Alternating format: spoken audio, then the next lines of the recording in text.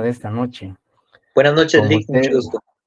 buenas noches. Como ustedes pueden apreciar en la presentación, nos corresponde abordar el tema del juicio oral y público o debate, que es la tercera fase del proceso penal guatemalteco. No podemos, digamos, incursionar a un juicio oral y público sin que previamente hayamos desarrollado las anteriores fases del proceso penal, es decir, la etapa preparatoria y la etapa intermedia. Pero tampoco necesariamente dentro del proceso penal tenemos que acudir a un juicio oral y público, porque hay circunstancias en las cuales un proceso penal no necesariamente tiene que llegar a un juicio oral y público. Recordemos que existen circunstancias anormales de concluir un proceso penal, como el sobreseimiento, o bien la aplicación de una medida desjudicializadora o la desestimación de un proceso penal. Y la forma normal de concluir un proceso penal, como lo hemos señalado en anteriores oportunidades, es a través de una sentencia.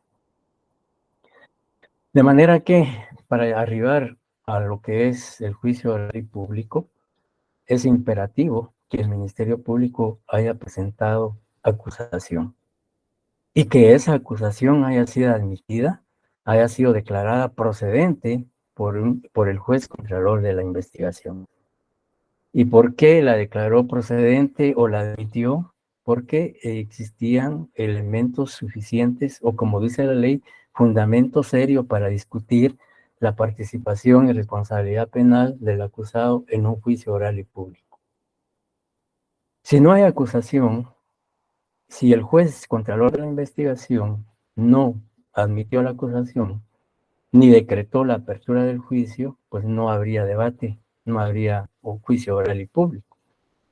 Entonces, para que exista un juicio oral y público, es menester que la institución responsable de la persecución penal haya planteado la acusación, que ese acto conclusivo haya sido admitido por el juez contralor de la investigación y como consecuencia haya declarado la apertura del juicio oral y público para discutir precisamente en ese debate la participación y responsabilidad penal o inocencia del acusado. Se dice, antes de la reforma del Código Procesal Penal en el 2011, pues se decía que el debate era digamos, la fase, la etapa toral, digamos, esencial del proceso penal guatemalteco.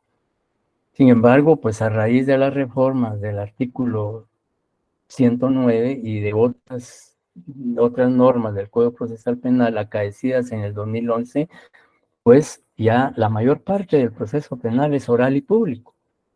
Sin embargo, pues el juicio oral o debate, pues es de donde el proceso penal alcanza su máxima expresión y en donde realmente, pues las partes generan una controversia, una litis, una contienda jurídica, técnica, tanto en los aspectos de los hechos punibles, de las pruebas, de las alegaciones, discusiones, etcétera, etcétera.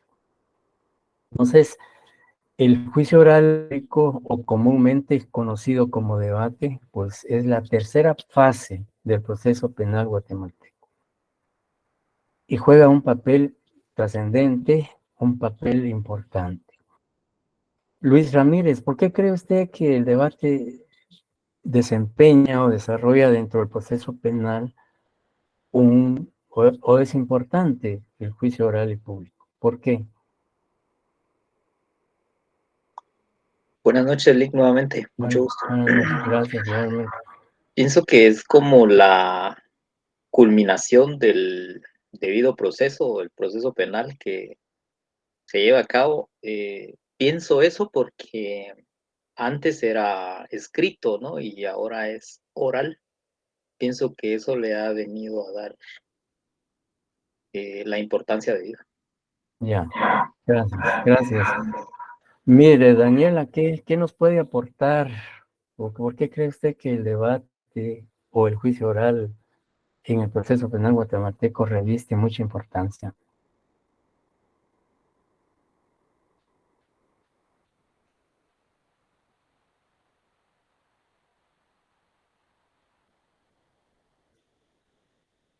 Victoria Friné.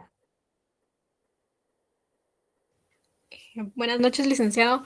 Yo Buenas pienso noches. que el debate es menester para, eh, pues para que el acusado tenga la oportunidad de hacer valer sus derechos y de defenderse ante la acusación, y también el Ministerio Público de, pues de hacer justicia para las personas que han sido víctimas del acto delictivo. Gracias, Victoria. ¿Alguien quisiera aportar algo más?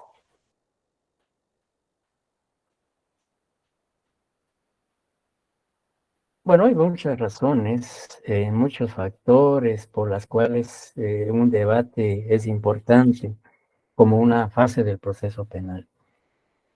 Y pues resumidamente hemos señalado que la importancia radica en que a través de un juicio oral y público, digamos, se garantiza la observancia y cumplimiento de las garantías constitucionales y procesales de los sujetos procesales, valga la redundancia.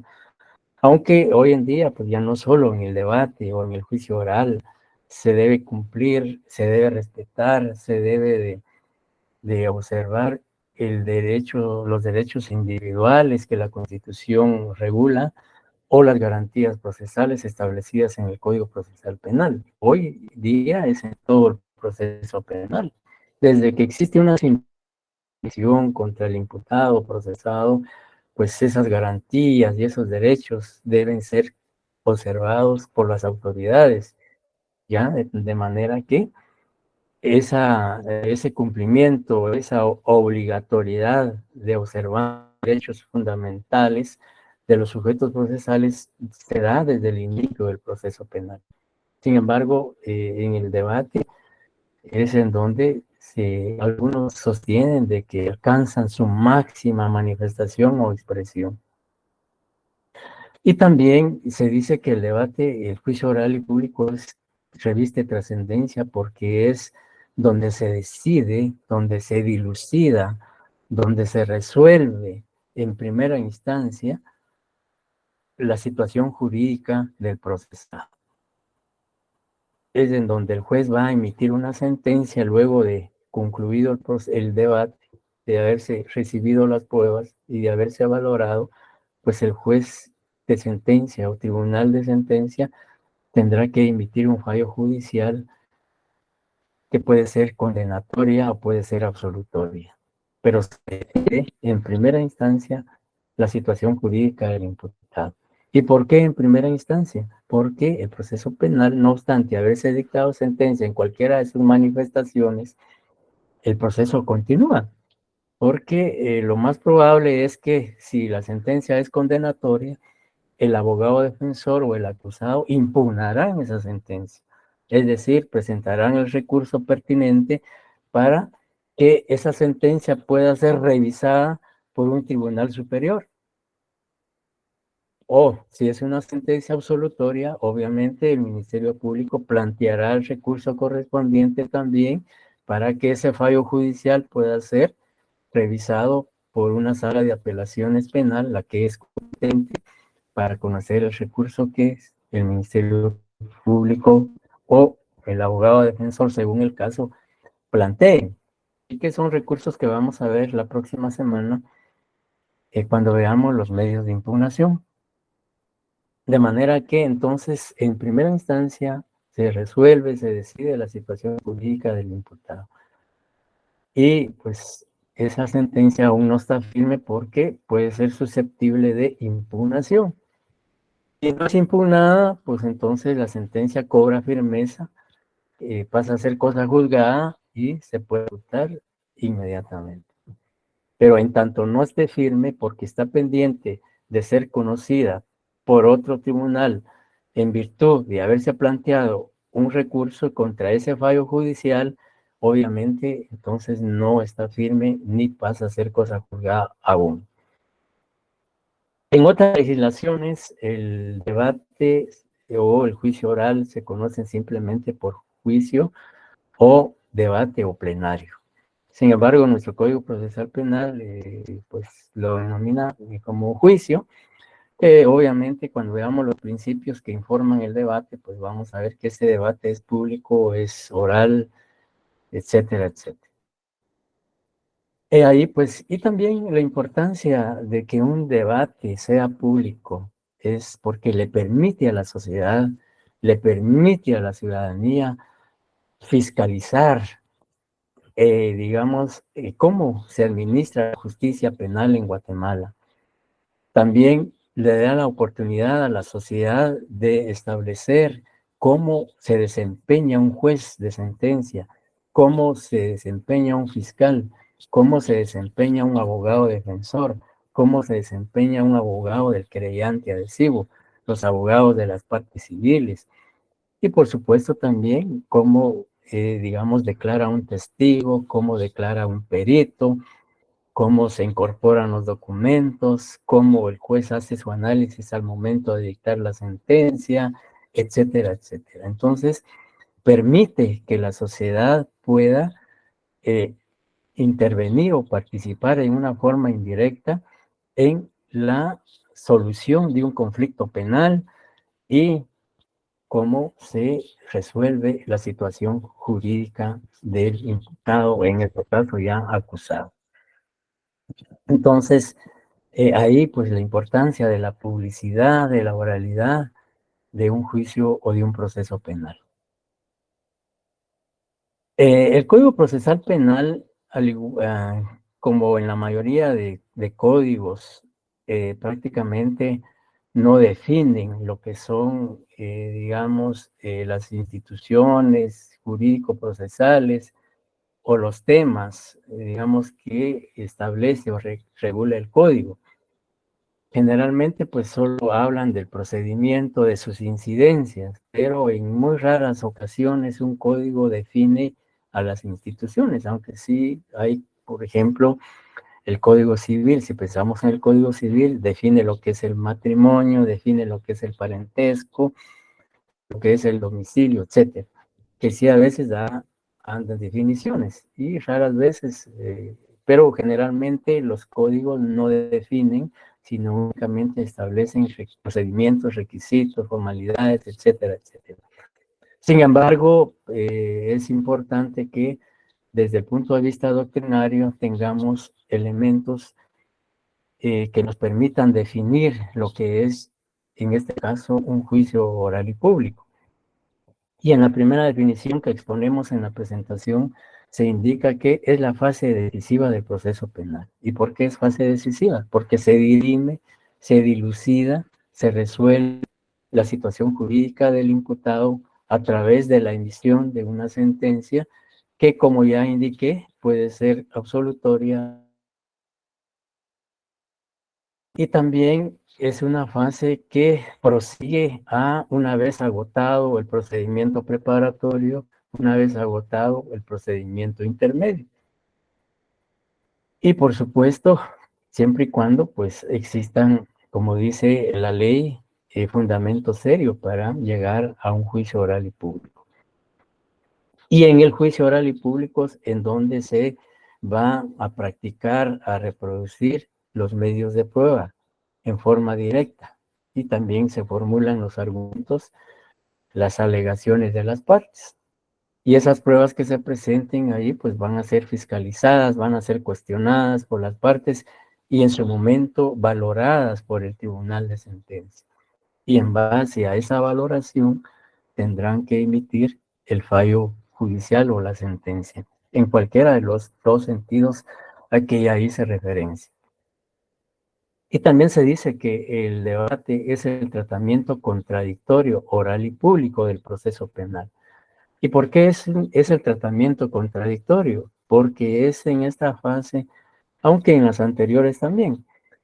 Pero acá, en virtud de que ya existen pruebas, pues aquí se va a generar se va a producir una verdadera litis, una verdadera controversia, una contienda jurídica y técnica entre los sujetos procesales. Por un lado, el Ministerio Público tratando de mantener su acusación y los hechos imputados y tratando de, con las pruebas que presentó en ese juicio oral y público, obtener una sentencia condenatoria que declare autor responsable del delito al acusado y se le imponga la pena correspondiente. Por otro lado, el abogado defensor y el acusado cuestionando esa acusación, cuestionando las pruebas presentadas por el Ministerio Público, tratando de demostrar la inocencia del imputado o creando una duda razonable en el tribunal para obtener una sentencia absolutoria o en su caso una pena mínima o la aplicación de un beneficio de alguna causa de justificación, etcétera, etcétera. Entonces, por eso es que se dice que en el debate se genera, se produce esa verdadera litis entre los sujetos procesales. Por supuesto, cada quien defendiendo su posición procesal. Por un lado, el Ministerio Público, como decía, tratando de obtener una sentencia condenatoria, no necesariamente, por supuesto, porque si en un juicio oral y público el Ministerio Público no logra probar la participación y responsabilidad penal del acusado, actuando de forma objetiva e imparcial, de acuerdo a la Constitución, al Código Procesal Penal y a su ley orgánica, debe de solicitar una sentencia absolutoria. Ya, pero si prueba, si todo lo contrario prueba que en efecto el acusado participó en la comisión del hecho punible, pues, y con las pruebas que presentó acreditó esa participación y la existencia del hecho delictivo, pues obviamente de requerir una sentencia absolutoria. Entonces, precisamente, pues eso es lo que constituye el debate o el juicio oral y público, como también técnicamente se le conoce. ¿Alguna pregunta hasta el momento? Buenas noches, Lick. Yo tengo una pregunta, perdone. Dígame. Si en dado caso el fallo del órgano jurisdiccional es que le da, es a favor del imputado, ¿el Ministerio Público desestima el caso o siempre impugna el Ministerio Público? Ahí el Ministerio Público ya no puede desestimar el proceso. Primero, recuerden el artículo 310 del Código Constitucional, es los supuestos por los cuales se puede desestimar un proceso. El Ministerio Público puede desestimar un proceso. Primero, porque no se haya individualizado el imputado, porque el hecho denunciado no es punible, no reviste características delictivas. Y que la desestimación puede hacerla en forma directamente el fiscal o con autorización judicial cuando se trata de delitos graves. El artículo 310 le establece a usted o le da los parámetros por los cuales el Ministerio Público puede desestimar un proceso. Pero un proceso que ya llegó a debate y ya se emitió una sentencia, obviamente no puede desestimarse. Lo que procede ahí, si es desfavorable la sentencia al Ministerio Público porque fue absolutoria, pues tendrá que presentar, vamos a ver la próxima semana, pero nos vamos a adelantar un poquito. El artículo 415 habla del recurso de apelación especial. Es el recurso idóneo, el recurso pertinente para presentar contra una sentencia, sea condenatoria o sea absolutoria. Recurso de apelación especial que vamos a ver más adelante. Sí, en el caso que la sentencia haya sido absolutoria, el Ministerio Público puede presentar recurso de apelación especial, tiene 10 días para presentarlo, y vamos a ver por qué motivo los puede presentar. Pero entonces en este caso es impugnar la sentencia. Si es condenatoria, pues también lo puede impugnar el acusado, siempre a través del recurso de apelación especial regulado en el artículo 415, que vamos a ver la próxima semana cuando veamos todos los recursos que regula el Código Procesal Penal. Contra qué fallos se plantean, cuál es el plazo, quién los resuelve, la forma de presentarlos, etcétera, etcétera. Si queda la pregunta aclarada. Sí, muchas gracias, Lick. Bien, si no hay otras preguntas, pues entonces ya pasamos a analizar lo que son las fases del debate. El debate está integrado por dos fases. Una que es la preparación del debate y la otra es el desarrollo propiamente del debate. Es decir, ya lo que es en sí todo el trámite del debate. Pero previo a que el debate, digamos, se dé en su desarrollo, existe una fase previa que es preparación de debate. Y en la preparación del debate, la ley permite que todavía se puedan practicar algunas diligencias, como el anticipo de prueba. ¿Me están escuchando bien? Fuerte y claro, Lick. Sí, licenciado, muy bien, Sí, gracias. se escucha. De todas maneras, mejor apago la cámara. Bien, les decía que si por alguna circunstancia en la fase preparatoria no fue factible para los sujetos procesales, gracias. Si para los sujetos procesales no fue posible realizar un anticipo de prueba en aras de descubrimiento de la verdad y la aplicación de la ley o de la justicia penal, la ley permite, aún antes de que inicie el debate, pueda practicarse un anticipo de prueba. Y esto lo establece el artículo 344 y 348 del Código Procesal Penal. Y este anticipo de prueba puede ser solicitado por cualquiera de las partes, o incluso la ley permite que de oficio lo pueda hacer el tribunal o juez de sentencia. Y el artículo 348 claramente establece las condiciones y qué situaciones pueden practicarse como anticipo de prueba. Le vamos a pedir el apoyo a Floridalma Hernández que nos lea el artículo 348, por favor. Con mucho gusto, Lick. Muchas gracias. 348 me dice. Por favor. Dice, anticipo de prueba. El tribunal podrá ordenar de oficio o a pedido de parte una investigación suplementaria dentro de los 8 días señalados en el artículo anterior, a fin de recibir declaración a los órganos de prueba que, por algún obstáculo difícil de superar, se presuma que no podrá concurrir al debate. Adelantar las operaciones periciales necesarias para informar en él o llevar a cabo los actos probatorios que fueran difícil de cumplir en audiencia o que no admitieran dilación. A tal efecto, el tribunal designará quién presidirá la instrucción ordenada. Muchas gracias, Floridalma. ¿Hasta ahí, Lick? Bueno. ¿Sí? Sí. En este caso, la declaración testimonial que lo amerite y justifique se recibirá como anticipo de prueba mediante videoconferencias u otro medio electrónico, en las condiciones que lo regulan los artículos 317 y 318 de este código.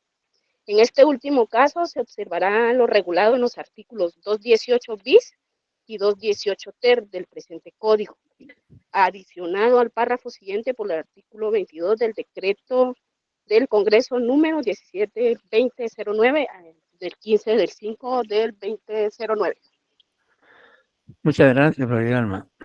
Bien, entonces, de acuerdo a la norma, se le dio lectura a 348, solamente como anticipo de prueba se pueden practicar declaración del órgano de prueba, ¿ya? Que no podrán concurrir al debate, es decir, por una circunstancia especial. Disculpe, licenciada, no escuché lo que dijo, se entrecortó. ¿Me están escuchando, compañero? A veces se escucha entrecortado, licenciado. Sí. Bueno, les decía que el artículo 338 especifica o detalla expresamente qué actuaciones se pueden dar en la preparación del debate como anticipo de prueba. Primero, la declaración de órganos de prueba y que estos no puedan asistir por una causa insuperable al debate, ¿ya? Por esa razón es que se realizan como anticipo de prueba. Declaración de un testigo que se encuentra fuera del país y que a la hora de desarrollarse el debate no va a estar presente. Entonces, se puede recibir como anticipo de prueba. Adelantar operaciones periciales o actos probatorios que fueran difíciles de cumplir en la audiencia o que no admitan dilación. En anteriores oportunidades señalaba yo ejemplos, por ejemplo, de peritajes que imaginémonos que es la prueba de ADN a la víctima, pero que la víctima a la hora del juicio no va a estar en el país porque va a irse, imaginemos que sea un extranjero, y que lo más probable es que no esté en el país cuando se realice el debate. Entonces se puede ese peritaje de extracción de sangre para como muestra de ADN se puede adelantar, ya porque esta víctima no va a estar presente a la hora de que se realice el debate. Y que también no puede dilatarse esa prueba, no admitir dilación, retraso, demora, etc. Y ya la declaración testimonial, como lo dijimos, pues puede darse por esas circunstancias. Y la ley claramente también señala que puede ser por videoconferencia u otro medio electrónico. También en la fase de preparación del debate, la ley permite que se pueda dar la unión y separación de juicios. La unión y separación de juicios. La unión se refiere a la acumulación de procesos o la conexión de procesos. Pero en este caso, la ley permite que se puedan acumular procesos penales siempre y cuando se den las circunstancias que establece el artículo 349. Si nos apoya con la lectura Andrés Eduardo Sequén, con la lectura del artículo 349, por favor. Ok. No tengo la mano, Ali. Sí, Unión y por favor, separación de Wendy. juicios. Y por el mismo Bueno. hecho punible atribuido a varios acusados, se hubiera formulado diversas acusaciones, el tribunal podrá ordenar la acusación de oficio o a pedido de alguna de las partes, siempre que ello no ocasione un grave retardo del procedimiento. Si la acusación tuviera por objeto varios hechos punibles atribuidos a uno o más acusados, el tribunal podrá disponer de la misma manera que los debates se lleven a cabo separadamente, pero en lo posible en forma continua. Gracias. Bien, ¿cuándo se da o cuándo de conformidad con la ley procede la unión de procesos? La ley dice que cuando un mismo hecho delictivo o un mismo hecho punible es atribuido a varios acusados y se han formulado diversas acusaciones. Se acumulan las mismas de oficio a petición de parte siempre que no ocasione un grave retardo al procedimiento. Pensemos hipotéticamente en la comisión de un delito de plagio y secuestro regulado en el artículo 201 del Código Penal. Generalmente en este tipo de hechos punibles participan varias personas. Un secuestro difícilmente puede cometerse por una sola persona. Generalmente es a través de una organización delictiva. Y sabemos que en una organización delictiva, en un delito de secuestro, varios de sus integrantes pues tienen funciones específicas o determinadas. decíamos en alguna ocasión que puede suceder que uno de los integrantes sea el que dé seguimiento a la víctima que va a ser secuestrada, otros son los que, digamos, ejecutan el secuestro, otros son los que albergan o refugian o esconden al secuestrado, otros son los que lo alimentan, otros son los que hacen las llamadas para las negociaciones, etcétera, etcétera. Pensemos de que se detiene a 2 de los secuestradores. Primero se detiene a 2 de los secuestradores, se inicia el proceso penal, se presenta la acusación y ya el proceso va a juicio oral y público. Pero puede ocurrir que al mes o a la semana o 2 semanas detienen a otros secuestradores. Se inicia el proceso penal, se presenta la acusación y llega al tribunal de sentencia. Ahí estamos en presencia de un mismo hecho punible que se le imputa a varios acusados, ya sea el secuestro imputado a varios secuestradores. Y puede ocurrir que en el primer caso, las primeras detenciones, pues ya se formuló acusación, pero en los demás casos también se va a formular acusación o ya se formuló. Y que existe una diferencia de unos 15 días, un mes de diferencia entre una acusación y otra. Entonces, pues el tribunal de sentencia puede disponer que de esas 2 acusaciones se acumulen y que se desarrolle un solo juicio oral contra los 4 imputados, ¿ya?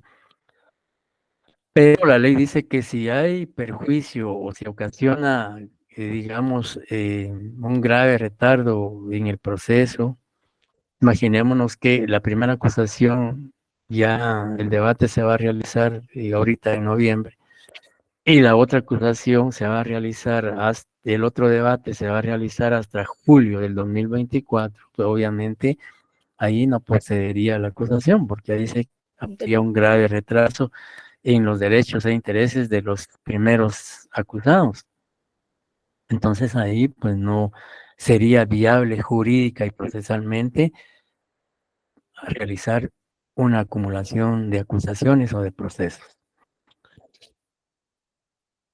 Esto es en cuanto a la unión en procesos, pero también al contrario senso, la ley permite la separación. Y en este caso, la ley claramente dice que si la acusación tiene por objeto varios hechos punibles, es decir, que no solo se les imputa el delito de secuestro, sino también asesinato, porque al momento de secuestrar al detenido iba acompañado de seguridad y para poder secuestrarlo le dieron muerte a sus acompañantes o su seguridad y que para proceder al secuestro robaron un vehículo. Entonces, imaginémonos, ahí está el delito de robo, de asesinato, secuestro. Hay varios hechos imputados. Y que los mismos se atribuyen a uno o más acusados. Pensemos también en que se formularon varias acusaciones y que, pues, por lo complejo del caso, y por existir varios hechos delictivos y varios imputados, bueno, el tribunal dice, bueno, no es prudente procesalmente acumularlos y mejor que se lleven los juicios o los debates en forma independiente, en forma separada. Pero como dice la ley, en lo posible en forma continua, es decir, que no exista demasiado tiempo de por medio, póngale 1 año, 2 años, sino que por lo menos un plazo razonable para que se realicen los debates de manera continua. Entonces, la ley pues, permite que se dé esas 2 situaciones, que se pueda dar en la fase de preparación del debate, por un lado, el anticipo de prueba y también la unión y separación de juicios. Además de esto, pues también en la fase de preparación del debate, la ley permite que se dé la división del debate, lo que en doctrina se conoce con el nombre de cesura del debate. Y cuando procede solicitar, bueno, primero, ¿quién solicita la división del debate?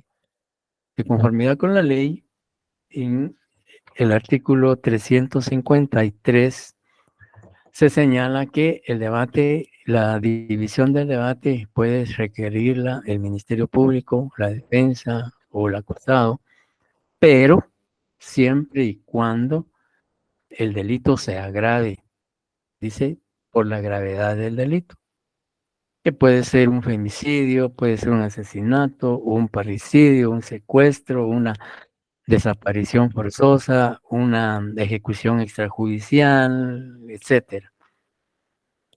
¿Ya? Es decir, siempre y cuando el delito sea grave, entonces cualquiera de los sujetos procesales puede formular o plantear al tribunal de sentencia o al juez de sentencia la división del debate. ¿Con qué propósito? Bueno, de acuerdo a la ley, se solicita la división del debate primero para tratar la culpabilidad del acusado. Es decir, que una primera fase es para discutir la responsabilidad y participación penal del acusado en el hecho delictivo. Y una vez que se haya agotado esa fase y se declara la culpabilidad del acusado, ya vendría la segunda parte en donde se va a determinar la pena a imponer por el delito cometido o los delitos cometidos. O bien la aplicación de seguridad y de corrección si procede. Entonces, y si se plantea esa petición por cualquiera de las partes, el tribunal debe notificarles o debe hacerlo del conocimiento de las partes al aperturarse el debate. Es decir, cuando el juez de sentencia, si es un juez unipersonal, si es un tribunal de sentencia que es colegiado, pues el presidente del tribunal, al abrir el debate, debe notificarle a las partes que el debate se va a dividir, se va a desarrollar en dos partes, ¿ya? Para que tengan conocimiento y en su momento pues puedan oponerse a esa decisión. Una vez concluida la primera parte en donde se discute la culpabilidad del acusado, pues ya viene la segunda parte que es para la imposición de la pena. Y como lo señala el artículo 353, culminada la primera parte se resolverá la culpabilidad y se debe imponerse una pena o medida de seguridad. Se fijará día y hora para la prosecución del debate sobre esta cuestión, es decir, sobre la imposición de la pena. Se dictará sentencia que se implementará con una resolución interlocutoria sobre la imposición de la pena.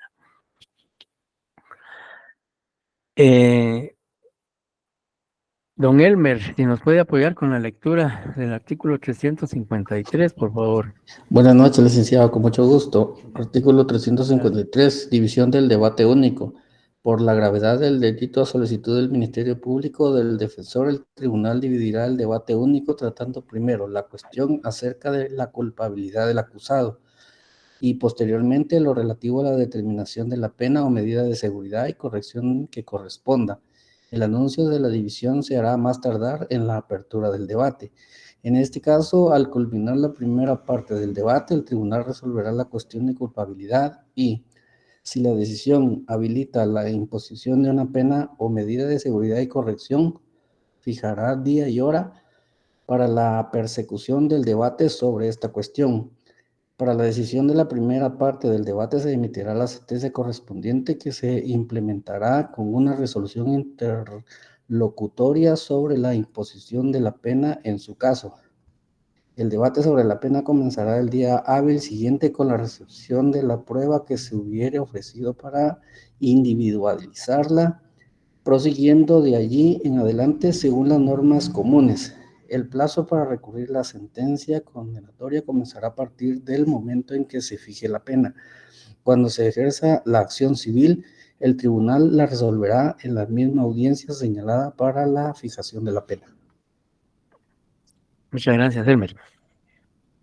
Bien, claramente entonces el artículo 353 no solo establece por qué motivo se debe pedir la división del debate, quiénes la pueden requerir y en qué consiste la división del debate.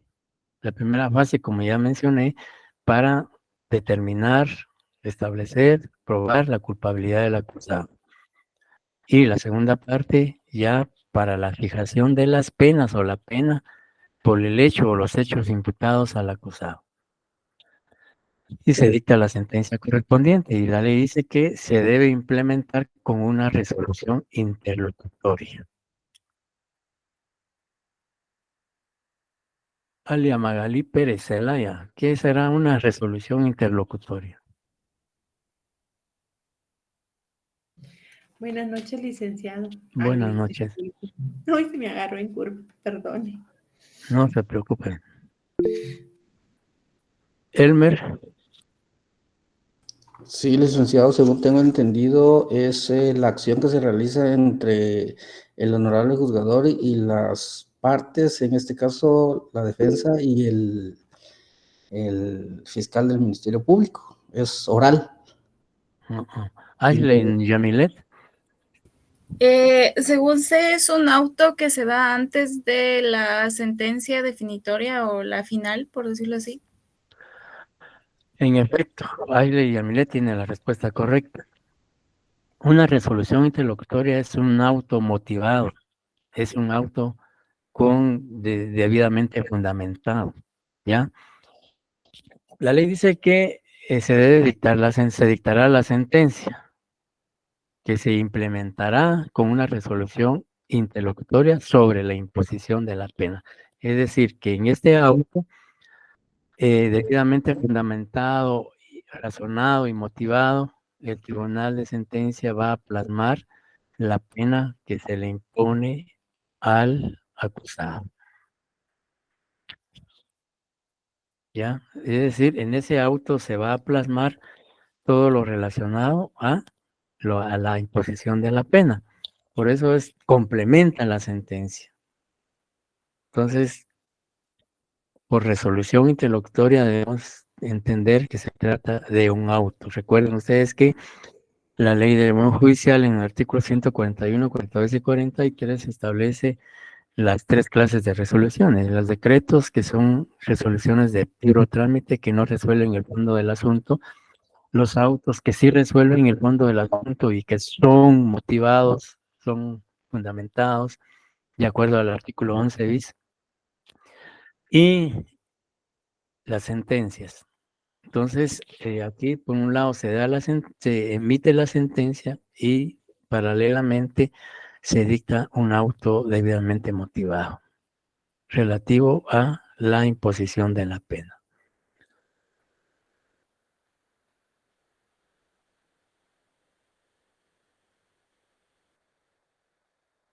Bien, acá pues lo que establece el artículo 353 sobre la pena, el plazo para recurrir, es decir, ya la ley dice que el plazo para recurrir, cuando la ley dice plazo para recurrir, es decir, el derecho que tienen las partes de presentar el recurso pertinente para apelar la sentencia, si es condenatoria o absolutoria, y comenzará, dice, a partir del momento en que se fije la pena, pero básicamente a partir de que se le notifique a las partes, y sobre todo, como es una audiencia oral, pues generalmente en las audiencias o en los debates, la resolución que se adopte, pues se notifica en forma verbal en ese momento. Entonces, a partir de ese momento, empieza a correr, el día siguiente empieza a correr el plazo para plantear el recurso, en este caso, apelación especial.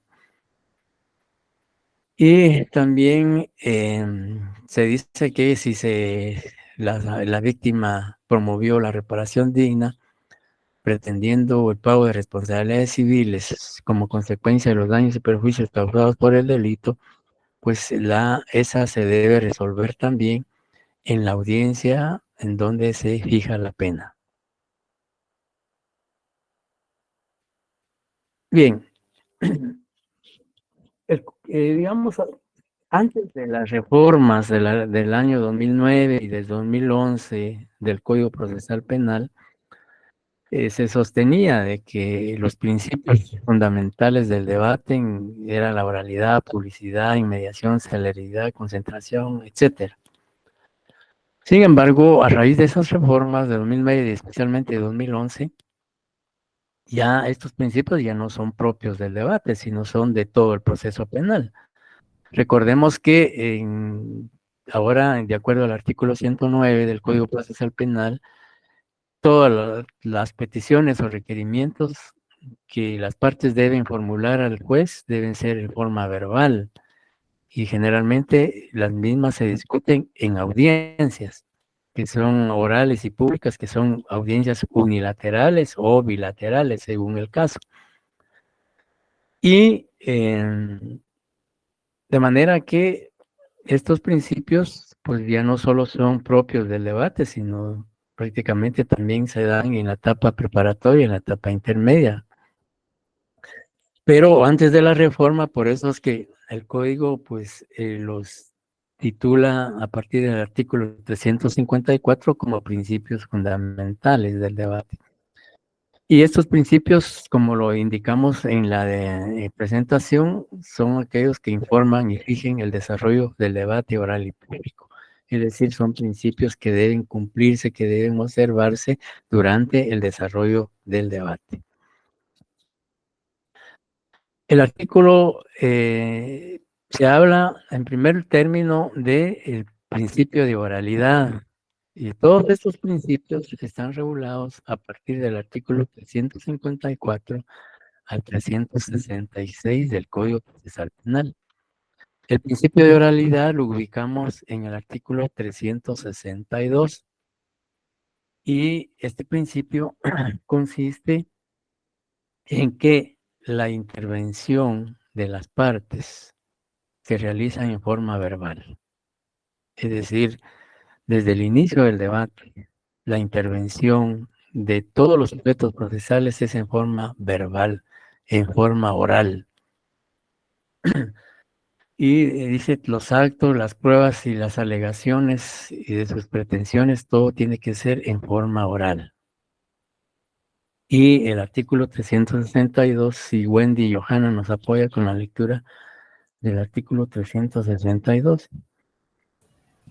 Está bien, artículo 362, oralidad.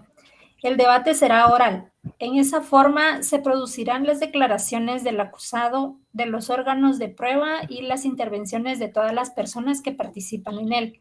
Las resoluciones del tribunal se dictarán verbalmente, quedando notificados todos por su emisión, pero constarán en el acta del debate.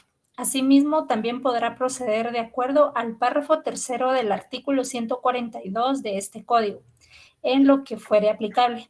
Quienes no pudieren hablar o no lo pudieren hacer en el idioma oficial formularán sus preguntas o contestaciones por escrito o por medio de intérpretes, leyéndose o relatándose las preguntas o las contestaciones en la audiencia. El acusado sordo y el que no pudiera entender el idioma oficial deberá ser auxiliado por un intérprete para que le transmita el contenido de los actos del debate. Asimismo, también podrá procederse de acuerdo al párrafo tercero del artículo 142 en lo que fuere aplicable. Gracias. Pues bien, de acuerdo al artículo al cual se le dio lectura, pues es muy expreso o explícito en indicar que todo es oral. Incluso, pues como dice la ley, las resoluciones de los jueces y también los recursos que se planteen en esa audiencia tienen que ser verbales, debidamente argumentados. Bien, en cuanto a la publicidad la publicidad no solo implica para los sujetos procesales, sino la publicidad de un juicio o de un debate es para toda la sociedad, para toda la comunidad, para toda la persona que quiera presenciar el desarrollo de un debate. ¿Ya? Es decir, por eso se dice que la publicidad, dice, el desarrollo del juicio es a puertas abiertas. Cualquier persona puede asistir y presenciarlo. Sin embargo, digamos, la regla general es que el debate es público. Sin embargo, como toda regla tiene su excepción, el debate no escapa a esta circunstancia. Por ende, el debate puede ser total o parcialmente cerrado siempre y cuando se dé o concurra una o varias de las circunstancias que establece el artículo 356. Abner, Alexander, apóyenos con la lectura, por favor, del artículo 356.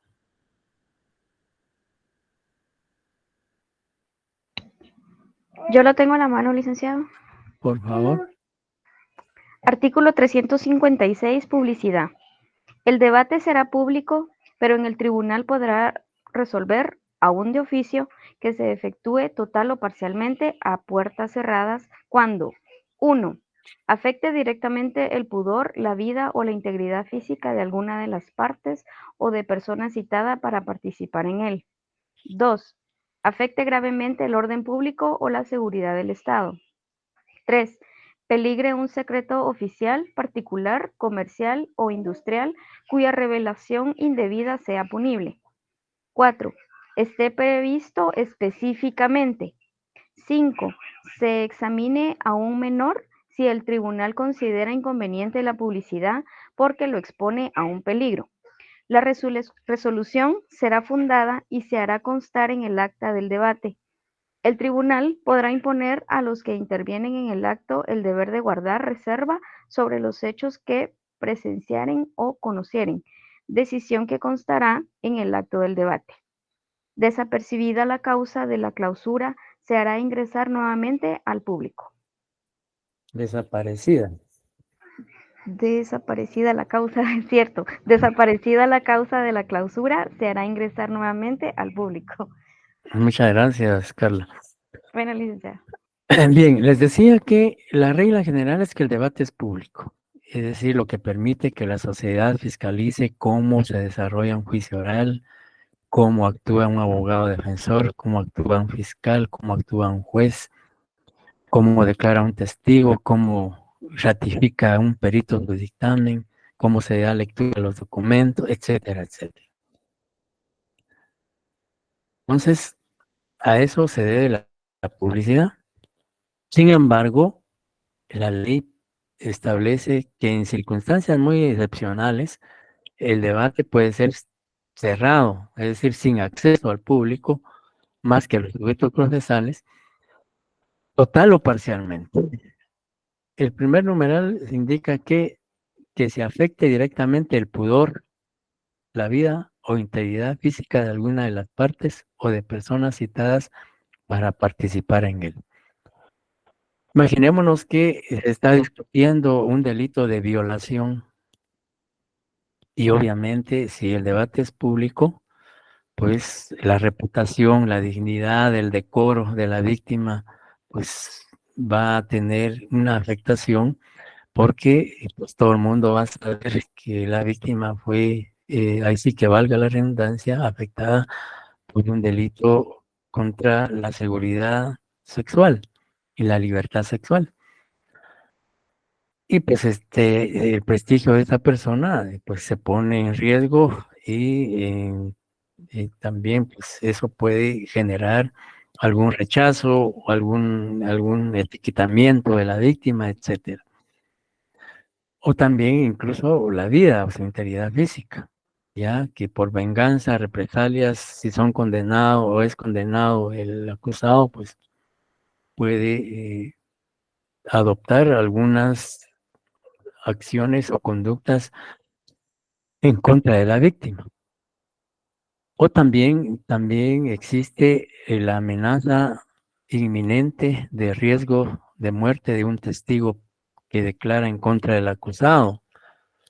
Entonces, bajo esas circunstancias, pues tomando en consideración estos factores, el tribunal puede decidir que el debate sea a puerta cerrada. Si afecte gravemente el orden público o la seguridad del Estado, puede ocurrir que en ese debate se esté juzgando a una organización delictiva como un cartel de narcotráfico, una organización que se dedica al secuestro o al sicariato, integrantes de pandillas, etcétera, y que existe ese riesgo de que al momento o durante el debate pueda alterarse el orden público, poner en riesgo la vida de los sujetos procesales, la vida de los testigos, de los peritos o del público en general que está presenciando ese debate. Entonces se puede decidir también que sea a puerta cerrada. O también dice, o la seguridad del Estado, ¿ya? Que también por el hecho delictivo que está siendo sometido a debate por, digamos, por los acusados, que se les considera pues algún peligro, un riesgo y que comprometa la seguridad del Estado, pues también se puede decidir que sea puerta cerrada, total o parcialmente. Puede expelir un secreto oficial, particular, comercial o industrial, cuya revelación indebida sea punible, es decir, que se haya dado una información con la condición de que sea bajo secreto profesional. Recuerden ustedes que cuando vimos lo relativo a la denuncia obligatoria, establecimos que puede darse una violación o incurrir en el delito de revelación de secreto profesional. Y ante estas situaciones, pues también se puede disponer que el debate se realice a puerta cerrada, cuando expresamente lo señale alguna ley. ¿Ya? Si una ley establece que el debate debe ser a puerta cerrada, pues así debe ser porque está previsto o establecido en la ley. Se examine a un menor si el tribunal considera inconveniente la publicidad porque lo expone a un peligro. Un menor de edad que ha sido víctima de un hecho delictivo, puede ser un secuestro o también un abuso sexual, pues ahí en esos casos también se puede disponer que el debate sea a puerta cerrada.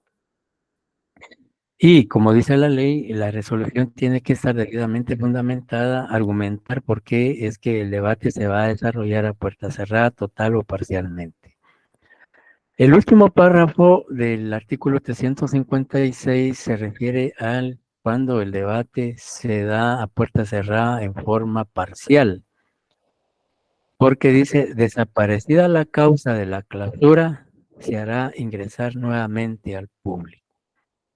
Imaginémonos que el tribunal haya decidido que el debate sea cerrado parcialmente y solo únicamente para cuando declare la víctima, pensemos en el delito de violación, que solo cuando va a declarar la víctima y, digamos, puede disponer que el debate sea a puerta cerrada. Una vez haya declarado la víctima, pues puede entonces ya ser el debate público. Ya, porque ahí la causa que motivó que el debate se realizara a puerta cerrada por esa fase ya desapareció, porque ya la víctima declaró. Entonces, ya no, posiblemente, ya no hay publicidad en cuanto a su persona y a su declaración. El artículo 357 se refiere a las restricciones, que es decir, la negativa al acceso a menores de edad de 16 años que no estén acompañados de un mayor que responda a la conducta de los menores. No se les permite el ingreso al juicio oral. Y también a persona que se presente, dice la ley, en forma incompatible con la seriedad de la audiencia. Un debate es solemne. Un debate implica respeto a la autoridad, respeto respeto a los sujetos procesales, respeto al público presente, y por lo tanto no es viable que se ingrese una persona bajo efectos de bebidas alcohólicas, bajo efectos de alguna droga, o que no esté en sus facultades mentales y volitivas en condiciones normales, etcétera. Entonces también ahí se puede impedir el ingreso. Y también se puede limitar el ingreso cuando la sala de audiencias pues no tiene capacidad para albergar a gran cantidad de personas. Entonces también ahí se puede limitar.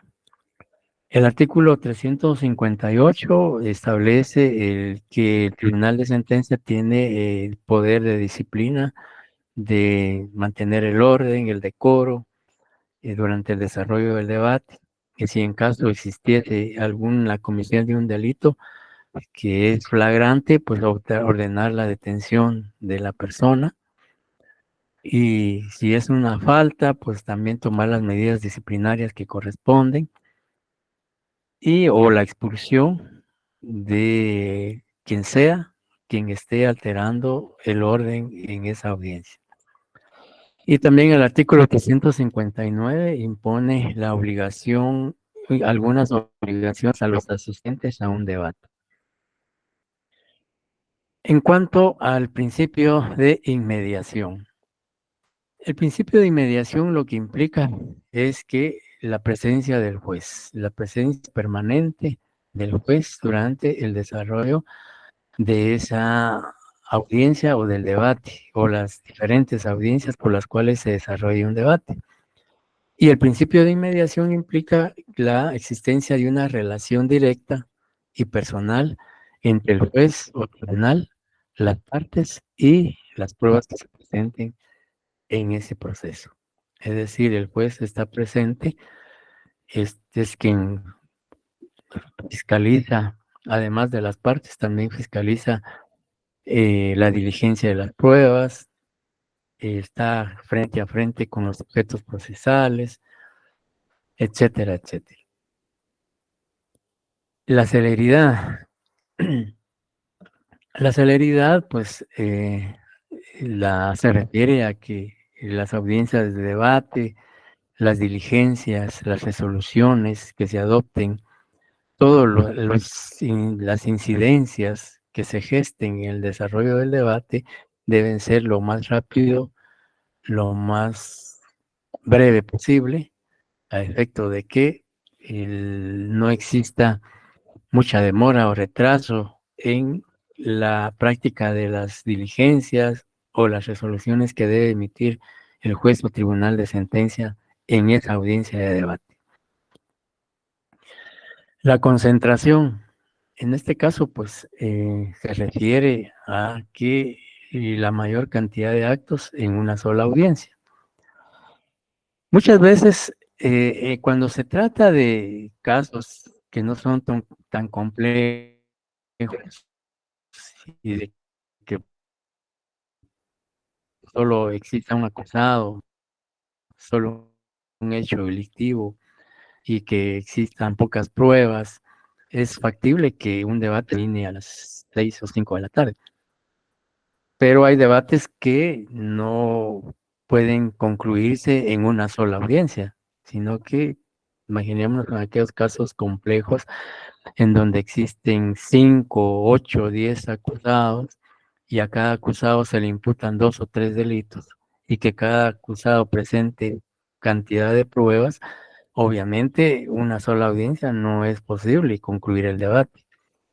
Pero la concentración implica que en la medida de las posibilidades en una sola audiencia se puedan recepcionar todas las pruebas y resolver los asuntos planteados en ese debate, lo que es factible y viable. Y si no es posible, pues obviamente el debate debe continuar con las acciones que sean necesarias.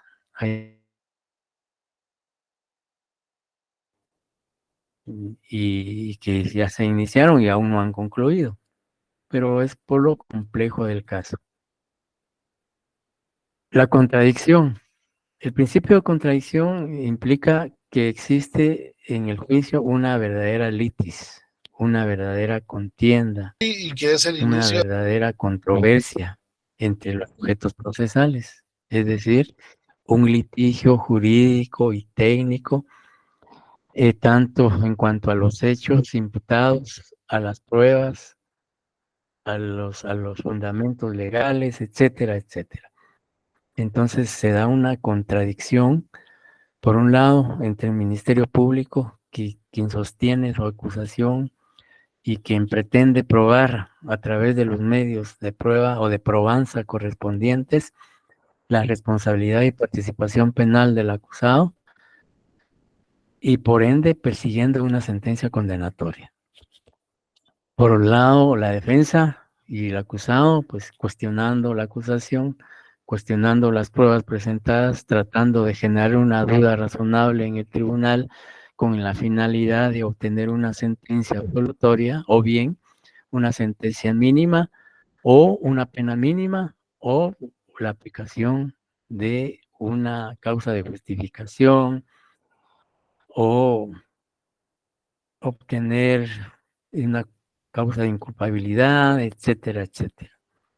Es decir, cada quien desde la función que de conformidad con la ley le compete, pues hará su exposición y sus argumentaciones tratando de probar su hipótesis, su teoría del caso. Y la continuidad, pues la continuidad implica de que el debate no puede interrumpirse, debe celebrarse en audiencias continuas. Sin embargo, el artículo 360 establece algunas situaciones por las cuales el debate se puede suspender. Y si alguien nos pudiera apoyar con la lectura del artículo 360, por favor. ¿Tú tengo la vista, Lick? Por favor. Continuidad y suspensión. El debate continuará durante todas las audiencias consecutivas que fueran necesarias hasta su conclusión. Se podrá suspender por un plazo máximo de 10 días, solo en los casos siguientes. 1. Para resolver una cuestión incidental o practicar algún acto fuera de la sala de audiencias, incluso cuando una revelación inesperada haga indispensable una instrucción suplementaria, porque no sea posible cumplir los actos en el intervalo entre dos sesiones. 2. Cuando comparezcan testigos, peritos o intérpretes o fuere imposible e inconveniente continuar el debate hasta que les haga comparecer por la fuerza pública.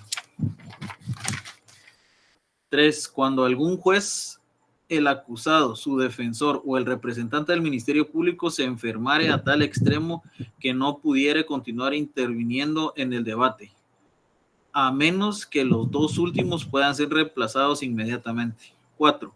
Cuando el Ministerio Público lo requiera para ampliar la acusación o el acusado o su defensor lo soliciten después de ampliada la acusación, siempre que, por las características del caso, no se pueda continuar inmediatamente.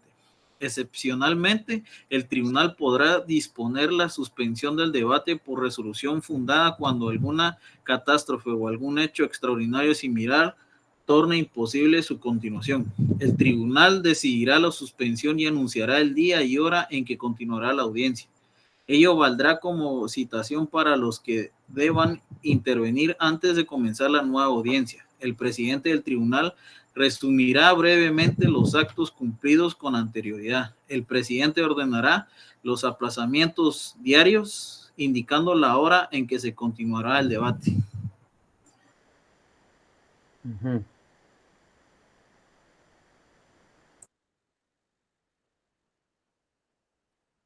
La parte esa, el presidente cuidará que el debate no se prolongue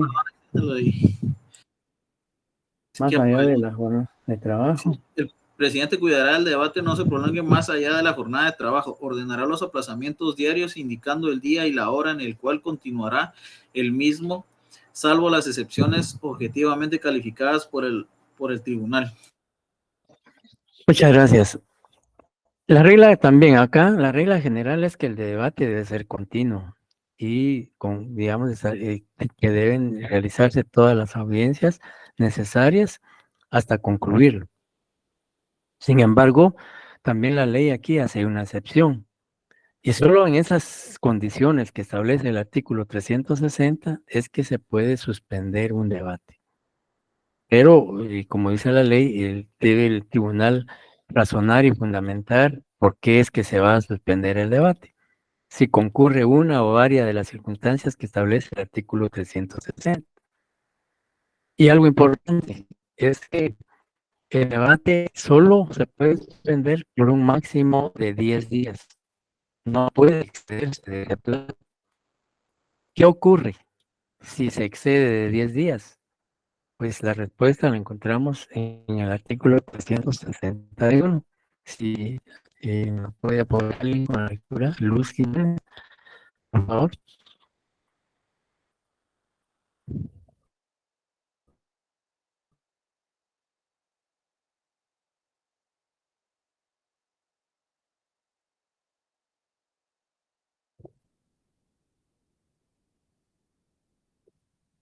Se lo leo. Sí, por favor. Si el debate no se reanuda el mismo día después de la suspensión, se considerará interrumpido y deberá ser realizado de nuevo desde su iniciación. La rebeldía o incapacidad del acusado interrumpirán el debate, salvo que el impedimento se subsane dentro del plazo previsto en el párrafo anterior.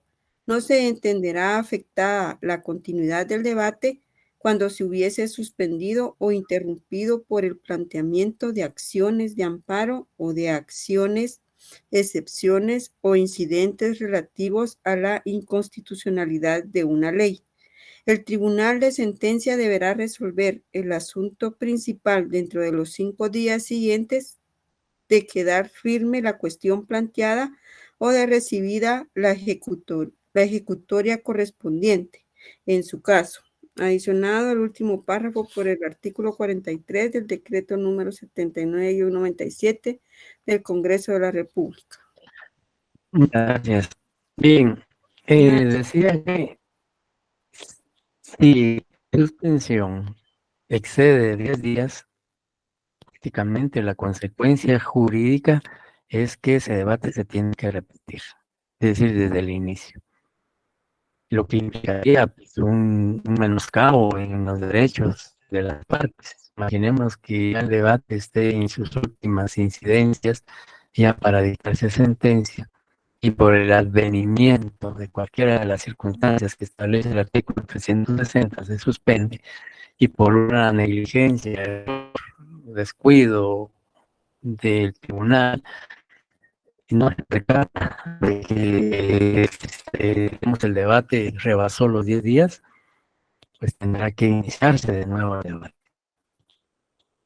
Realmente, a mi criterio, esto sería innecesario. La verdad, eso es perjudicial para los derechos, para los intereses de las partes, tanto para la víctima como para el acusado. Y también es un desgaste para el tribunal, ya, para las partes. Imaginen ustedes tener que repetir porque se pasaron los 10 días. Entonces, realmente es, digamos, es un atentado contra los derechos e intereses de los sujetos procesales. En ese sentido, pues creo yo que no me escuchan. Se le escucha entrecortado. Se le escucha entrecortado, licenciado. Bueno, menos mal que vamos a terminar. Sí, no sé qué pasó, Alex, pero solo Bien, el debate solo puede ser suspendido con un máximo de 10 días, algo así, ¿no? Así es. Bien, voy a repetir lo que no... Les decía que la consecuencia jurídica de que un debate exceda de 10 días, la interrupción del mismo, afecta gravemente los derechos e intereses de los sujetos procesales. A mi juicio, no debería repetirse el debate, sino que sí, posiblemente una sanción disciplinaria, administrativa o incluso hasta responsabilidad penal del tribunal, pero no suspender el debate. Porque imaginémonos que el debate ya vaya avanzado ya para dictarse sentencia y que por negligencia del tribunal no se percató de que se sobrepasaron los 10 días y tenga que repetirse el debate, realmente es un grave perjuicio para los derechos e intereses de las partes. Entonces, yo, al menos mi criterio es que no debería repetirse el debate. Sin embargo, pues el legislador tiene sus razones o motivos por los cuales consideró que debería repetirse el debate, lo que en mi juicio es innecesario. Pero sin embargo, la ley así lo dice y hay que cumplirla. Entonces, hay, digamos, el debate solo se puede interrumpir por esas circunstancias, pero también, digamos, el artículo 360 habla de 4 circunstancias. Sin embargo, como una quinta, podríamos decir lo que establece el artículo, el segundo párrafo del artículo 361, que dice que la rebeldía o la incapacidad del acusado también interrumpen el debate. Salvo, dice que el advenimiento de esa causa se pueda superar o solucionar antes de los 10 días. Entonces, y también la ley, algo importante que establece el último párrafo es que si se plantea algún amparo o alguna acción constitucional de amparo o alguna acción de inconstitucionalidad, pues eso, el debate continúa, ¿ya? Pero sí se debe resolver, por ejemplo, las cuestiones, dice, no se entenderá la continuidad del debate cuando esté suspendido o interrumpido por el planteamiento de acciones de amparo. Es decir, que aquí no, concretamente aquí no operaría eso de los 10 días. ¿Por qué? Recuerden ustedes que una acción constitucional de amparo, si no hay amparo provisional, el proceso continúa, ¿ya? Y el amparo, digamos, sigue su trámite. Sí, sí, hay alguna acción de inconstitucionalidad, como dice la ley, por alguna ley, dice que la presidencia deberá resolver el asunto principal dentro de los 5 días siguientes de quedar firme la cuestión planteada o recibida la ejecutoria correspondiente en su caso. Digamos, si hay un amparo provisional, por ejemplo, una de las partes promueve una acción constitucional de amparo y el acto reclamado es una resolución que emitió un tribunal de sentencia, y si decretan el amparo provisional, ahí sí el proceso penal no puede continuar. Porque la finalidad del amparo provisional es que el acto de autoridad o el acto reclamado queda en suspenso, no se puede ejecutar. Entonces, bajo esas circunstancias, entonces sí es factible que el trámite del proceso penal en virtud del sistema de amparo. Si no existe amparo provisional, el proceso debe continuar. Bien, sí me escucharon, ¿verdad? Fíjese, licenciado, que se le escucha así entrecortado por ratos. Bueno, la verdad es que nos queda todavía muchos puntos relacionados a este tema y difícilmente no los podemos agotar en los minutos que nos restan. Entonces, el día jueves continuamos con los demás subtemas para concluir este punto esta semana y poder iniciar la próxima semana con las impugnaciones y los otros puntos que quedan todavía del programa. Yo espero que los siguientes que